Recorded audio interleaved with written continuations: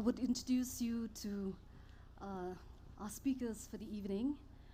I would like to call Ma'am Esther Syiem first to the dais. She teaches English literature at the Northeastern Hill University, Shillong, and has been involved in the study of Khasi oral narratives for many years. She is a bilingual writer. Her published works include poetry, a play, a fictional memoir of a river, children's books, among others. She has translated Khasi folk tales for children. She is a member of the National Editorial Collective of the People's Linguistic Survey of India and was the state editor of the Meghalaya volume, which was later translated into Khasi and Garo. Now I would like to call Ma'am Jemimah Marak to the dais, please. She's the Director of Social Outreach at Martin Luther Christian University, Shillong. She works with children and youth as a teacher and counselor. In the year 2016, she founded the 100th Story House Children's Library. She's passionate about rural livelihood development and has worked on community projects with organizations such as Aunt Foundation for Innovation and Social Inclusion, 8th Action. Now I would like to call upon Sir Bhogtoram Mawroh. He works at NESFAS as the International Indigenous Peoples Food Issues Coordinator, connecting indigenous groups from Asia, Africa, and Central America. His areas of interest include agrobiodiversity, agroecology, food sovereignty, and indigenous peoples' rights. Mawroh is a regular contributor to local and regional publications writing on issues of public importance. He also does comic strips and narratives and illustrates folk tales. Earlier this year, along with two others, he adapted The Little Prince by Anton de Saint-Exupéry. Contextualized to the Khasi Hills, the book is titled Ukhoon Syiem Hari Hinyutrep. Now I would like to call the youngest member here, Mario Pathaw. He's a PhD scholar in the Department of Design, IIT Guwahati. He completed his Master of Design from IDC School of Design, IIT Bombay, and his Bachelor of Architecture from LPU Punjab. His areas of expertise are communication design, architecture, UI UX design, illustrations, comics, and graphic design. He works mostly in the field of indigenous art and design of the Khasi Jaintia tribe of Meghalaya. Among others, his works include the Meghalaya State Emblem, Meghalaya Farmers Empowerment Commission logo, Tindrai, a graphic novel on the Living Root Bridge. So kindly give a round of applause for all our members here. Thank you. It's wonderful to be here and to know that all of us are here. The reason why I say this is because I know Mario Pathaw as a friend of my son, and he's very young. He's like a son to me. And Bhogtoram is someone who's a very good friend of my children, and Naomi was my student. And we're all connected together, so the stories that we make and the stories that we tell. And this is something that really sort of connects us all together. I haven't really come with any kind of a presentation because I was under the impression that we had to share our experiences with all of you. And I suppose I'm talking to all the youngsters who are sitting outside to make them understand that stories are central to life. And the reason why there was no real reason for me to start writing stories because I was born and brought up in a place that is full of stories. I used to have a maid who looked after me and bathed me and fed me with stories. I mean, it was stories in the morning, stories during the day, stories at night, and I'd wake up in the middle of the night and I'd find my father telling me stories. So, you know, stories lined my path wherever I walked. I started off not writing children's stories. I came to children's stories much, much later because I felt that I was not able to write children's stories. And then I realized that someone approached me from Tulika Publishers and said, you can do it. So I started a retelling of this folk tale. And I retold it in English, and I translated it into Khasi.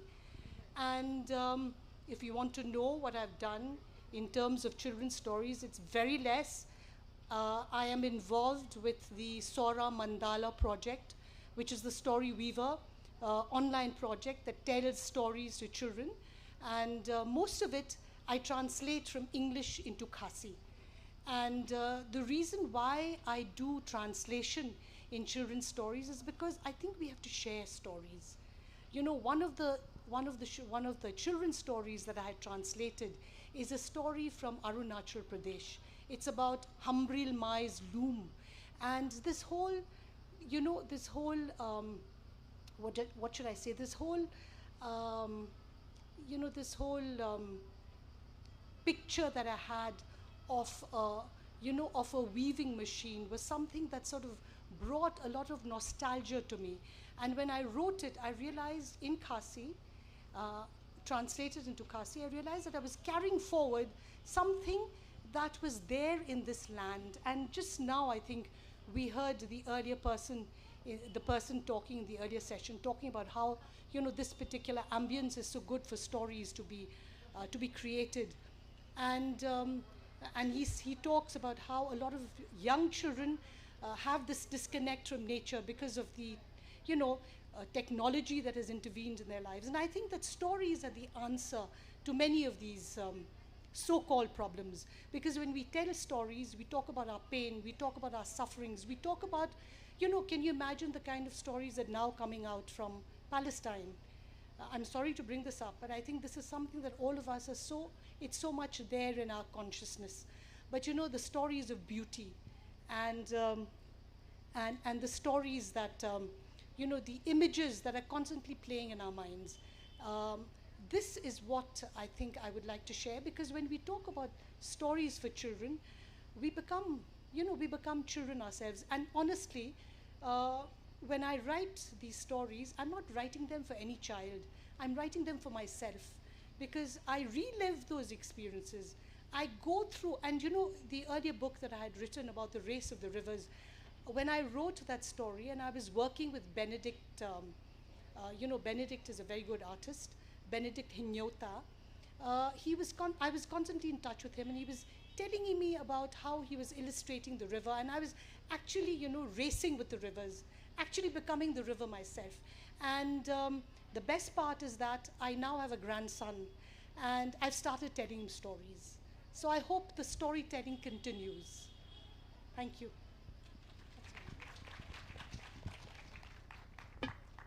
Ma'am, thank you so much. Maybe you can share us a little bit about Uluguti, Tuluguti? Yes. All right.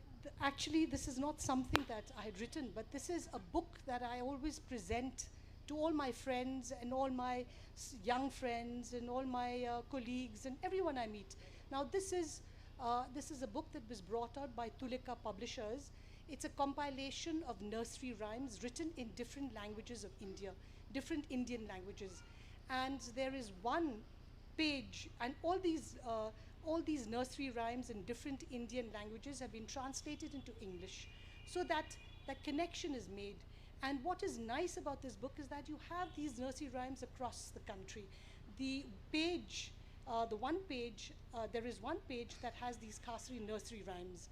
And, this is something that affects me personally, because this is a Khasi rhyme that was sung to me by my grandmother, and we are now singing it to our grandson.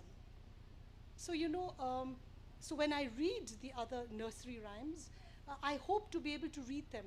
I had no one to read them to when I got the book, because my children were grown up, but now I'm looking forward to passing it on to another generation. Thank you.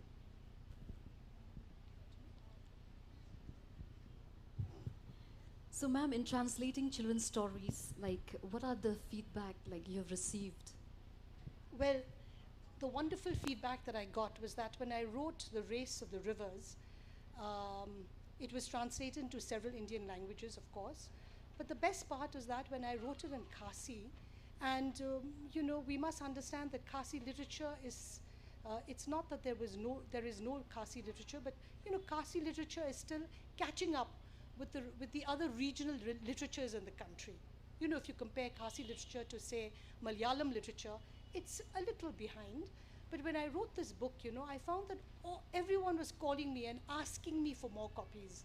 But the sad part is that the Khasi copies have not yet come back, and people are still asking for more.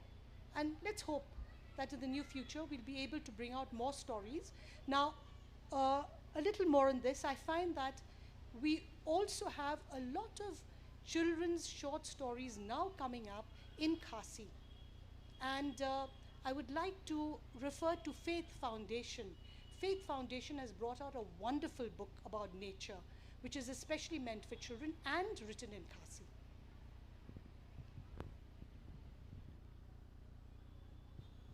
Thank you, ma'am.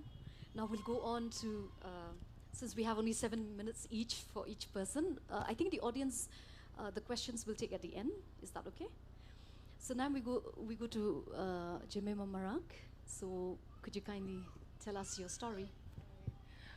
Before I start my story, I would like to invite all the children to come to the front. Children?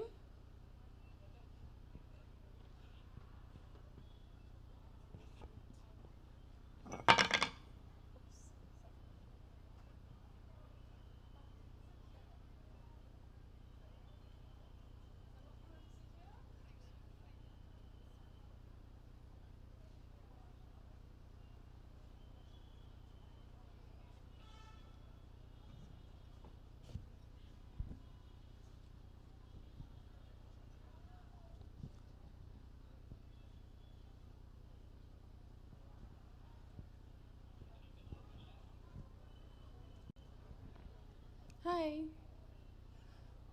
Would you like to hear a story? So this is a special story about the ladder to the moon.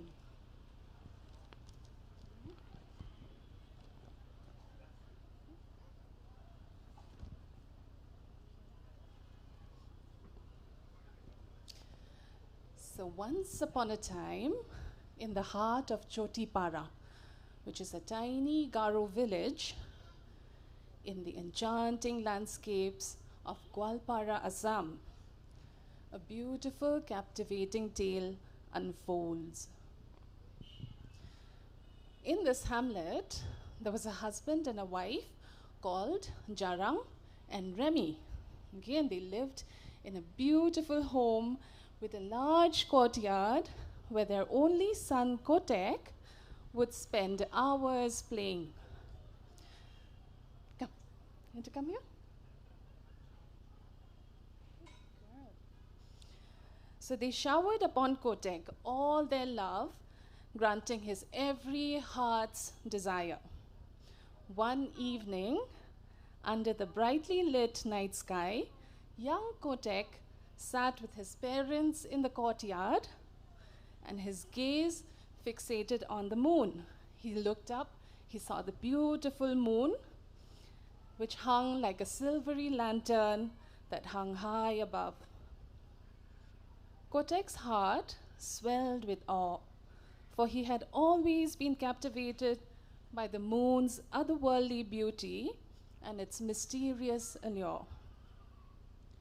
"Father," Kotek exclaimed, his voice beaming with wonder, "just look at the moon. It's beyond beautiful." Jarang beamed with affection. "Indeed, it is, my son. Do you like the moon? Do you think the moon is beautiful? Do you also like the moon? Yes?" So wistfully, Kotek shared his deepest wish, his eyes gleaming with excitement. "I wish I could play with the moon, Papa." Jarang chuckled. "My dear son, I'm afraid that's not possible. The moon resides very far away." But as the days went by, Kotek's fascination with the moon grew to an unyielding obsession. "No, I want the moon," he kept saying. He even stubbornly refused to eat until his extraordinary demand was met. Patience waned, and finally, Kotek's mother, Remy, she turned to her husband in distress. "We must do something. Our son will fall gravely ill if he doesn't eat. He insists on nothing less than the moon itself. You have to get it for him by any means." Jarang, the ever-loving father, attempted to explain the absurdity of the request, but his words fell on deaf ears. Remy was as stubborn as her son, and she refused to accept a no. In sheer exasperation, Jarang made a decision. He would construct a sturdy ladder to the moon to make his son's whimsical wish come true. So he called his nephew to his side, and together they scoured the forest, gathering bamboo in abundance. Soon they began to tie bamboo to bamboo, building an ambitious ladder to the moon. What side is it? Okay. So can you see that? Can you see Jarang tying bamboo to bamboo? And there's his nephew who keeps passing on the bamboo to his uncle. Okay? And there's little Kotek on his mother's shoulder waiting for the moon. So they worked long and hard, day by day. The ladder ascended higher, drawing closer to the moon. Soon the ladder reached above the clouds, and Jarang's nephew jubilantly thought, "The moon is within reach." He was so excited. However, their supply of bamboo dwindled, and Jarang called to his nephew below, "Send me some more bamboo. I need some more bamboo." But the distance and the blowing of the wind distorted Jarang's voice. From the ground below, his nephew and wife misunderstood his message. So they're on the ground and they're listening for the uncle's voice, right? So they thought he said, "I have reached the moon. You can cut the ladder now." So what do you think happened? So the nephew eagerly grabbed an axe and started to cut the bamboo ladder down. Oh no! What do you think is going to happen? The ladder came crashing down in a growing pile. Can you all make a crashing sound? Crash. Okay? Tragically, Jarang plummeted to his death as he hit the ground. Oh, he fell. Can you all try that? If somebody falls from the top? Oh! Unfortunately, his wife and nephew were unaware of the tragedy as they did not hear the screams amid the deafening raining down of bamboo. They waited for him excitedly, believing that he had surely returned to earth with the moon. Yet, every night, the moon graced the sky as always. Their anticipation turned to uncertainty. Soon, they abandoned all hope of his return and assumed that Jarang had fallen in love with the moon and had chosen to reside in the heavens. Down on earth, the heap of bamboo remnants morphed into a peculiar hill over time.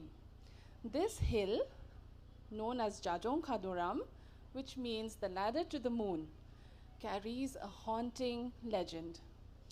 It is whispered that if one were to press their ear close to the hill, they could still hear a faint, eerie echo of Jarang's final screams as he plunged to the ground, and it is now forever etched in the stories of Choti Para. Do you want to see the hill? See?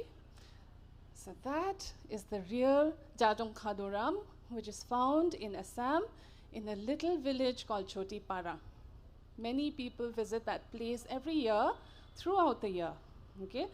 So once upon a time, this hill used to be a ladder, a bamboo ladder which had crashed and fallen to the earth, right? So if you put your ears closely to the hill, can you try that? And close your eyes And can you imagine somebody screaming, oh, and falling? Right? And that is the end of the story. Thank you, children. Thank you so much, ma'am Jemimah. That was a very interactive session indeed. So we have a blend of folktale related to a place. So, ma'am, I would like to ask you, like for us, we have places like Lom Kalang, Lom Semper, and then we have places like No Okalikai, which are, related to folktales, which maybe ma'am can also tell us more later. So I would like to ask you, which are the other places, of tourist attraction, that you can tell us, maybe in short? Okay. I'll just talk about one. I think our state is very rich that way. A lot of the places have stories. A lot of the places have stories. And one such story that I heard in the South Garo Hills is in a place called the Bhogtoram, which is also known as the land of souls. So the Garos believe that when a person dies, his soul goes to reside in that hill. And in that hill, they say there is I haven't been there, it's a long trek. And, but those who have visited that place have talked about a patch of blank space in the middle of the forest where you would find hooves of different animals, paw prints of different animals. And they say that there is a ghost market that takes place there. I think we have a similar folk tale in Khasi as well. Yes. So Isn't it, ma'am? Yes. Honestly, I haven't heard about a ghost market. No, not ghost but market. I think this is something which is so about the interesting. footprints. Yes, footprints we do Kayau, have. Luri, Lura. Yes, yes, of course we do have, yeah, market. So, yes, Kayau, Luri, Lura. Of course, I'll not tell the story because it's very long. You can always read Circle Palm's book. Okay. So, maybe now we'll move on to the next speaker, please. So I'd like to call Sir Bhogtoram, Mawroh.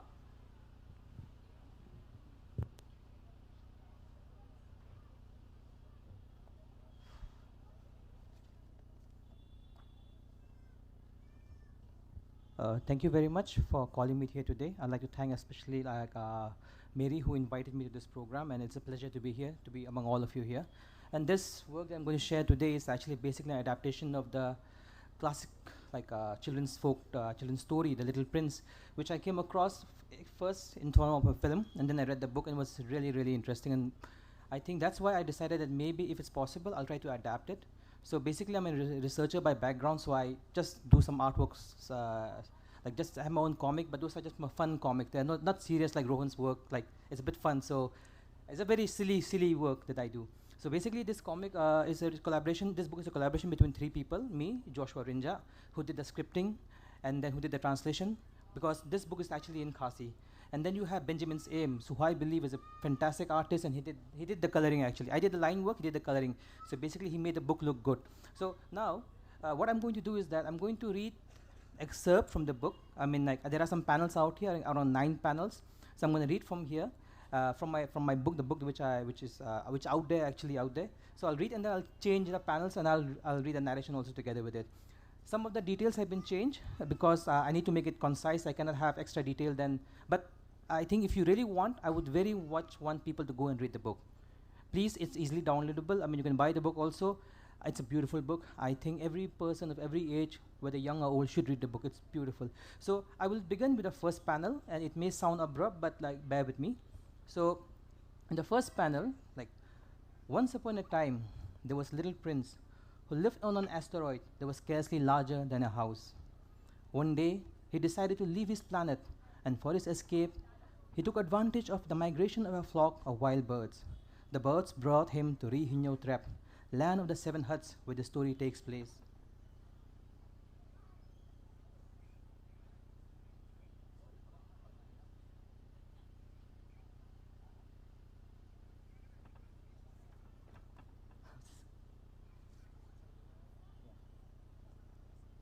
Okay, so I'll just ask Ma. Okay. So being lonely, the little prince was sad. Every day he would climb the hills and cross the valleys that dot the landscape of the Rihino tribe. Then one day, while he was roaming, the little prince came upon a fox. The little prince asked, "Hello, I didn't see you there. You are very pretty. May I know who you are?" The fox, "Good morning, I'm a fox." And so the prince, feeling lonely and sad, said, "Come and play with me. I'm also unhappy." Next, please. The fox, "I cannot play with you. I am not tame." The little prince, "I am sorry. What does it mean, tame?" The fox, "Tame. It is an act too often neglected. It means to establish ties." The little prince, "To establish ties. What does that mean?" The fox, "To me, you are still nothing more than another boy, and I am just another fox. We need not each other. However, if you tame me, then we shall need each other. To me, you will be unique in all the world. To you, I shall be unique in all the world." The little prince, "I am beginning to understand." Next, please. The fox, "My life is very boring. Every day I hunt chickens and men hunt me. But if you tame me, it will be as if the sun came to shine on my life. I shall know now the sound of your footsteps. That will be different from all the others. I hide in my burrow from other men's steps. Yours will call me like music out of my burrow. And then look, you see the rice growing here. You have hair that is the golden color of the crop ready for harvest. The harvest will bring me back the thought of you, and I shall love to listen to the wind in the rice fields." The fox, "Please tame me." The little prince, "I want to very much, but I have not much time. I have friends to discover and a great many things to understand." The fox, "Men have no more time to understand anything. They buy things already made at the shops. But there is no shop anywhere where one can buy friendship, and so men have no friends anymore. If you want a friend, tame me." The little prince, "What must I do to tame you?" Next. The fox, "You must be very patient. First you will be a little distant from me, like that. I shall look at you and you will say nothing. Words are the source of misunderstanding. But you will come a little closer to me every day. It would have been better to come back at the same hour, for then I shall wait for you and be happier as the hour comes. And when I see you, I shall show you how happy I am. But if you come at just any time, I shall never know at what hour my heart is to be ready to greet you. One must observe the proper rites." The little prince, "Tell me more about these rites."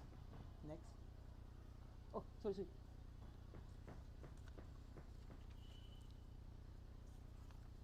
Yeah. The fox, "Those are actions too often neglected. They are what make one day different from other days, one hour from other hours. There is a rite, for example, among my hunters. Every Friday they dance and sing in the village market. So on Friday I can take a wonderful walk as far as the rice fields. But if the hunters sang and danced at just any time, and I would not know when to go for my wonderful walks." And so the little prince tamed the fox. And each day the prince sat closer and closer to the fox. They spoke very little, because words create misunderstanding. And the prince came to see the fox every day at the same time. And the fox's heart filled with joy, and he jumped and danced around the prince to show it. Next. But the little prince had to go, and the hour of his departure drew near. The fox, "Ah, I shall cry. You're leaving." The little prince, "I never wished to make you sad, but you wanted me to tame you, and now that has done us no good at all." The fox, "It has done me good, because of the color of the fields of rice. Now that you are leaving, I will make you a present of a secret, and here is my secret. It is only with the heart that one can see rightly. It is only with the heart that one can see what is invisible to the eye. It is the time you have wasted on something that makes it important to you." The fox, "The men have forgotten this truth, but you must not forget it. You become responsible forever for what you have tamed." Next. Next. Oh, sorry. And so the little prince left the tame fox. their eyes full of tears, but their hearts filled with happiness in the memory of the joyful time they had together. The little prince walked away carrying their memory of the fox and returned home. So, thank you very much. So actually, you have to read the whole book to actually get the book, but then I've just taken 2 chapters out of it, and I try to adapt in terms of the aesthetics. So basically, you can see the monoliths out here, which you won't see in the original book. So, and it is in Khasi.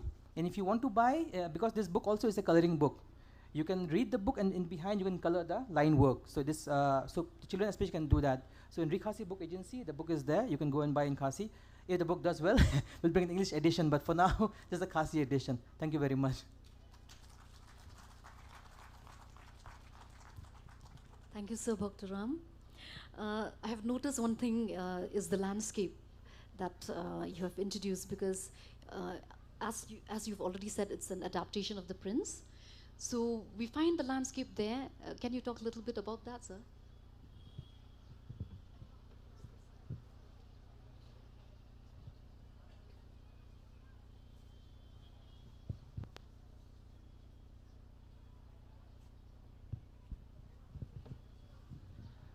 Hello. Yeah, thank you. See, the landscape basically I'm trying to bring into the element of the Khasi Jaintia Hills. So you have the clouded leopard out there, which is our state animal.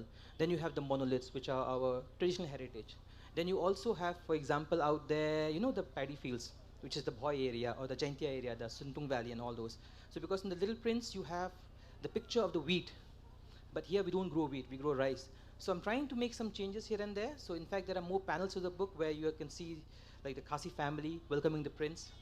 So basically, see, the tale is perfect. I mean, you can't do anything more with that. The only thing I try to do is that maybe take the same person, change a little story. For example, like the flower, the rose, which is there in the story, I just made into the shoe slipper, our state flower. So basically, that's it. So I wanted to make the landscape as close as possible to our own landscape.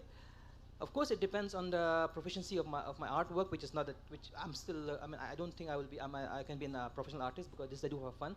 But as much as possible, and basically for me, this story is because it's a timeless story. It's about friendship. Doesn't matter your caste, your creed, wherever you are from. It's just about that. And I felt very close to that, and therefore, I felt very close to my land out here, Khasi Jaintia Hills. That's so my homeland. So I want to bring Little Prince to this area. So that's the landscape I was trying to go for. Thank you, sir. One just last question, something about friendship, if you can just elaborate. Because there, the prince was saying that he was feeling lonely, and then he became friends with a fox, and a fox is supposed to be cunning. So. Yeah, see, the friendship element basically here is this, because if you want to make someone a friend with someone, you have to give it time. It takes a lot of investment, a lot of effort, you know? And also there need to be a lot of regularity, consistency, because you can't be someone who's unreliable. If I'm your friend, I expect something from you. I mean, it's a reciprocal relationship. There is nothing called, I would say, you know, like, how should I say? So let's say, for example, if I'm good to you, I expect you to be good to me. So that is the part of it when you talk about in terms of investment you're making. You know, it's the time you have spent, you're wasted on something that makes it precious to you. I've spent so much time on you as a friend, and that's what makes you special to me. That's why I spend my time to you. So I wanted to bring this element into there, and the relationship between the fox and the boy. Now I think in Khasi society, animals, people could talk in the past. That's our folktale, right? Because we saw them at the same plane like ours.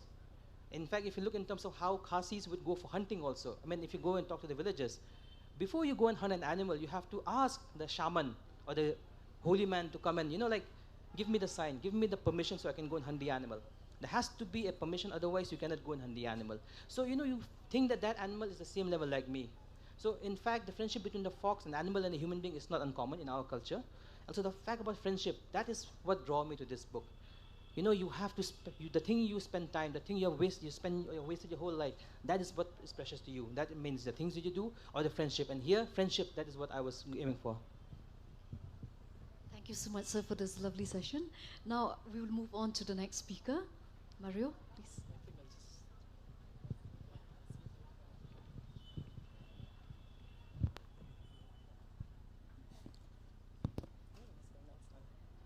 Hello everyone, thank you so much for having me, and I'd like to thank Mary actually for inviting me here. So I work a lot with illustrated books, and this is my first graphic novel. It's a trial and error type of experiment. It basically talks about the Living Root Bridge and in a form of conversation between a grandfather and granddaughter. So, has any one of you been to Norbert and seen the Living Root Bridge here? You've been here, right? So I went there when I was a very, as small as these kids, when I was a little child, and then I was mesmerized by the essence of the Living Root Bridge. So this story is, so you can see that there are all of these people working in sustaining the Living Root Bridge, right? And among those characters, you can see that there's this grandfather and granddaughter also. And he was trying to teach her how to preserve the Living Root Bridge. And what did she ask the grandfather? She was like, why can't we just make steel bridges from like the ones that we see in the city? And then he said that nature can fulfill everyone's needs, but not everyone's greed. So he was like, do not be like the greedy queen, okay? So in the old days, there was a greedy queen who was very prosperous. So she was having lots of produce, and she was having lots of, multiple things at her own disposals, right? And then she wanted to conquer more land. And then she was like, I'm going to claim that other land on the other side. That is the land of Mother Nature. And then that's when she asked her people to start, deforestation and cutting down trees. And you can see the man actually doesn't care about those birds who has, little birdies over there, and started killing them. And then, but at night, since they cannot cut all of the trees, what happens is that these tigers, they come at night and they start licking the wounds of the trees, right? And after that, the trees were like healed. And then they realized that it was the tigers. And what did they do? They put blades on the wounds of the trees and cut off the tongues of the tigers. And that's when they destroyed all the animals, right? And all of these animals, they were crying. They were like telling to Mother Nature, it's like, this happened, this person came and destroyed our homes and everything, right? And then Mother Nature, what did she do? She took away the children from their, from the ponds and from the village. And all of these men, they were like, they started cursing the queen. Like, it's because of you that our children are, are taken away from us. And what happened is like the queen was like, okay, I'll send these warriors. And these warriors, they went to hunt and they went to search for the children. But sadly, in that cave that they were in, there was this nymph, and it started grabbing all of these warriors. One of them survived, and then they were like, the queen was like, I'll send my only son to actually find those children again. And her son was a very kind person. So as he's going and searching for those children, what happened is like, he saw this butterfly that was drowning, and he saved the butterfly. And he's like, you're so tiny, but yet you're so important to the world. Because why butterflies? They bring flowers, right? They help in making flowers, right? And then that's when the butterfly started blessing this young man with, and anyone who set their eyes on this man, they will be filled with love and with no rage at all. And then when the nymph wanted to take revenge on this man, she fell in love with him. And that night, he left home to go and meet the nymph. But then the men who followed him, they saw that he was actually falling in love with the nymph, and they felt betrayed. And what did they do? With an arrow, they started, pulling out arrows, and it hit him, and it hit the nymph as well. But she was so in love with him that all, from her heart, actually sprung out all of these roots. And then these roots tried to connect with her. And that's when the grandfather was like, we should help her and connect with him every year and sustain the Living Root Bridge. And that's a personification between man and nature to live in harmony with. And then later on, 25 years later, she also started teaching her own children how to preserve through this narrative. Thank you. Thank you so much, Mario. Well, I can see multiple layers in your story, like the amalgamation of many folk tales. So maybe you can elaborate on that. When I started making the story, it was in IDC School of Design. So I wanted to bring out many essence of our social structure, and there's no there was one panel also which I haven't included. It talks about the snacks of what children have, like Putharo and Gem and everything. So I wanted to inculcate, like the Dingye, the story of the Dingye. So inculcated the tigers licking the wounds. So all of these small elements like the nymphs. So my grandmother used to say that, if they go at 12 in the noon to take a bath in the rivers, the nymphs, they take away children. So having all of this concept together, I try to actually weave into the story and sort of like bits and parcels to make a full, the full narrative. That's interesting about the nymph, especially because today I was just reading about Wren and the nymph. But I don't know if you've read it, but it's very interesting because usually once a man falls in love with a nymph, he'll never go back home. So, but there the mother sacrifices, of course, and tells her son, no, you can go with the nymph, because a son should not stay in the mother with the mother. She should go to the in-laws. I mean, he should go to the in-laws. So anyway, so I have seen that you have pictures of the Living Root Bridge, just like Sir Bhogtoram also has there in his story. So there are about 100 or so bridges, root bridges. Yes, I did a bit of research, I'm sorry, but I had to. So it's interesting because I have not been to those 100 bridges. But one thing is, it struck me, this architectural thing, maybe since you're doing something on design and architecture, or maybe the cultural significance of the root bridges identifies us as Khasis. So maybe you can talk a little bit about that source of inspiration you got.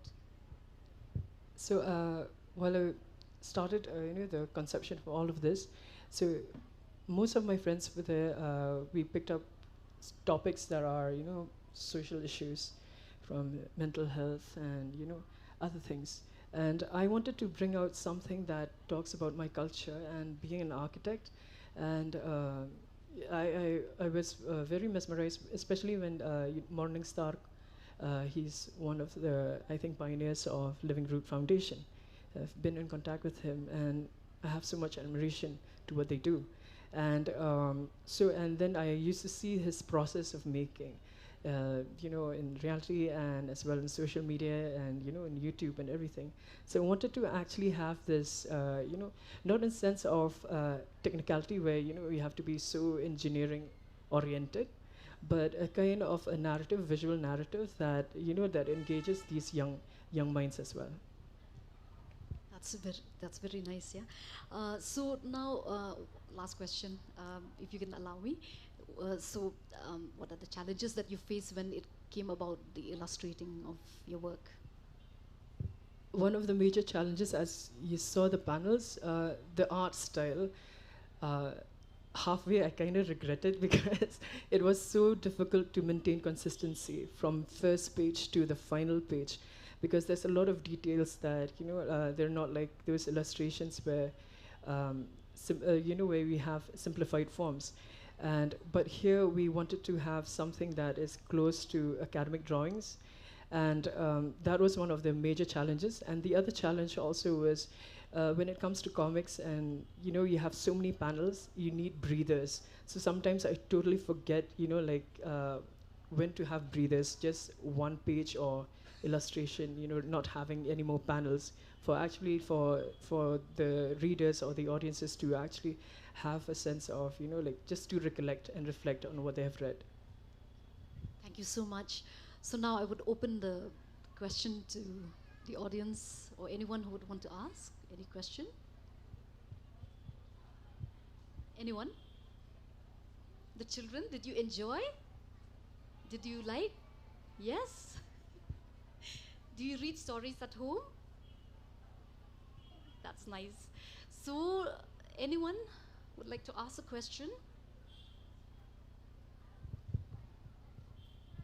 Hi, I love your work as an illustrator myself, and it was a joy to see what you've come up with and your integration of something as important that's both culturally and botanically, I'd say, that runs through your work. So I just want to know what you have observed as a lover of comics, which I'm presuming you are, if it is ingrained in local culture to read comics and to interact in visual narratives? Well, for me personally, I think when I was a kid in school also, it was very I understand the lessons better if I sketch, be it any subject in school. And I like to make, just like you've said before, you like to make doodles of the aliens abducting your teachers. But what I do is actually read the thing and then actually make the form of a panel so that I can retain the memory better, so that I can study better. And later on, then in schools we had this period for library and reading, and some they go to novels and everything, but I am always drawn to comics like Tintin, and Tinkle and others. And it's something that word and image relationship was always very helpful for me to to be fully engaged with the narratives.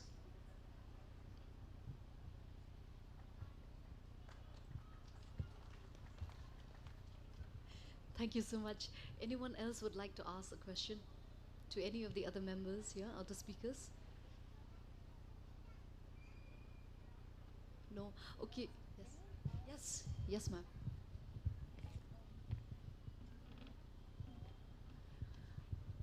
Since the panel is on stories, especially story time for children, I want to ask the children a question. Okay? What is your favorite story? Supandi. Supandi.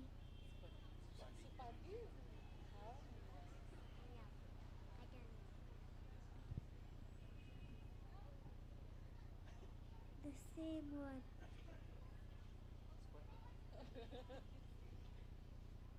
Moment. The ladder to the moon. Nice, thank you. I'm so happy. Chin, chin, chin. Oh, so nice. I like Spider-Man.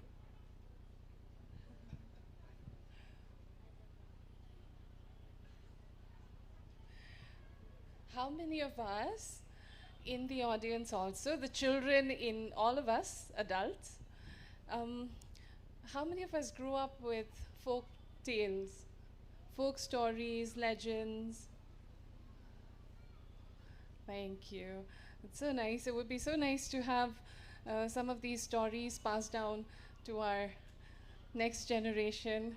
So thank you all for participating and listening.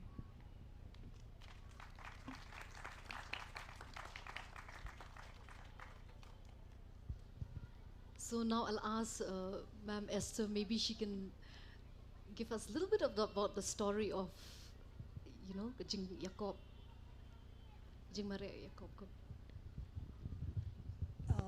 Actually, this is a story about two rivers, two sisters who wanted to go for a race.